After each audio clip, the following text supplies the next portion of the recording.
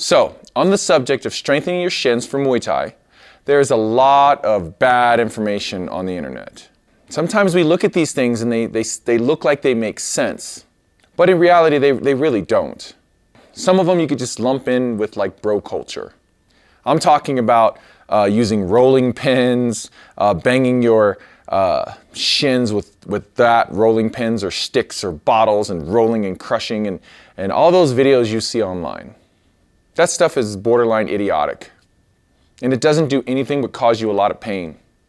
Now, as far as Thai fighters who grew up in Thailand and have been fighting their whole lives, that iron leg, that is something that's rarely achievable by the average American who started Muay Thai as an adult. They have developed that since childhood, especially those Thai fighters who started as children and were doing the training and fights as their bodies were developing, and the bone was just growing over stronger and stronger, again, as they were growing into adults. It's just not something we can achieve. Not at that level, not that iron leg. You're just not going to get it. But you can make it better. You can develop some strength in your shins. The answer to how to do it is very simple. First off is just bag work. Just hit the bag. Lots of heavy bag work. And right behind bag work is pad work. Hours and hours of Thai pad work. The reason those two, I'm going to put them together, and the reason those two are very important is because it's impact, guys. It may not be the same as the idiot you see online kicking a post somewhere in a gym, which is, again, stupid and unnecessary and dangerous. Hitting the heavy bag and hitting the pads is impact on your shins. It's causing microfractures that will grow over and heal and be stronger. Again, not at the level of people who grew up training their entire lives from childhood, but it will get better. It will get stronger. Just because it's padded, it doesn't mean it's not effective. Right behind those two things, you have just plyometrics, box jumps, just jumping. Plyometrics in its most basic functional fitness form. Box jumps, jumping over things as you train, the landing, the impact, again, causing microfractures. Strengthening not only your shins, but your ankles and your knees by extension. Of course, you have to do it carefully, you have to understand how to do it, and you have to be effective in the way that you train when it comes to plyometrics. Lastly, there's little outliers, little accessory type training. I started using a tib bar from the knees over toes guy just to strengthen my knees, but what it does strengthen is my tibialis. Any exercises that can strengthen your tibialis, which is that muscle that goes along the front of your shin, which we often forget is there. If you do Muay Thai and you check kicks and whatnot, you feel that muscle protecting your shin bone. There would be nothing but benefits in strengthening that muscle if possible.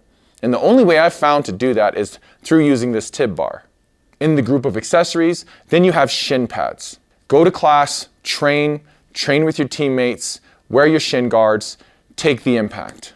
The impact on your shins is still there. Again, you just have padding, but it doesn't mean the impact is not happening and that those microfractures are not happening. All of that is happening, and your shins will heal stronger. This is why you have sore shins and bruised shins after training, even when you are wearing shin guards. Now, if you're wearing what I call those moon boots, of course you have way more padding. It's still impact. If you want to push it, you can work your way down to like those sock type shin guards that just slide up like socks. They do not provide much protection, so you are going to feel your training, but that's your call. My introduction to really building on my shins is when I was training in Thailand. My crew did not have me wearing shin guards half the time, and he was kicking me. Now, he wasn't kicking me full force, he had control, but he was teaching me how to take the kicks. I had to take the bruises, I had to take the lumps, I had to learn how to position my leg, and I had to train through the healing of it. They showed me the different ointments they use, the way they massage the shin and the thigh to come back stronger. But even in all my time training in Thailand and what I call Thai leg, getting my leg banged up and black and blue and purple and everything else, but still training and learning how to work through that and learning all these different methods of how to strengthen my shins, my knees, and my quads. Never once did I see anyone with a broomstick or a rolling pin or anything else like pulling us off to the side and trying to like roll and bang our shins or our tibialis to make all those things stronger. So it's not a thing. It's not a thing that's effective or smart it's actually pretty dangerous. And the benefits are yet to really be proven. You're probably just going to be hurt and out more. So again, get your rounds on the heavy bag. Make sure you're getting your Thai pad work. Consider accessories like the tib bar and of course your shin guards. Just make sure you're training. Go to class, wear your shin guards, do the drills. That will help your shins grow stronger. And of course, plyometrics. If you're not doing plyometrics in your strength and conditioning routine, you should add them. Not just for strengthening your shins, just in general. All right, guys, I hope that was helpful. Again, be careful what you consume online. Search for something that makes sense for you.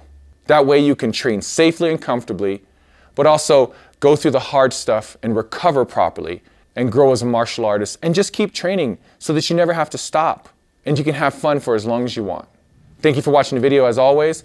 I appreciate the support. Be sure to like and subscribe, guys. If you like the content we're putting out, we'd really appreciate that. And I'll see you in the next video.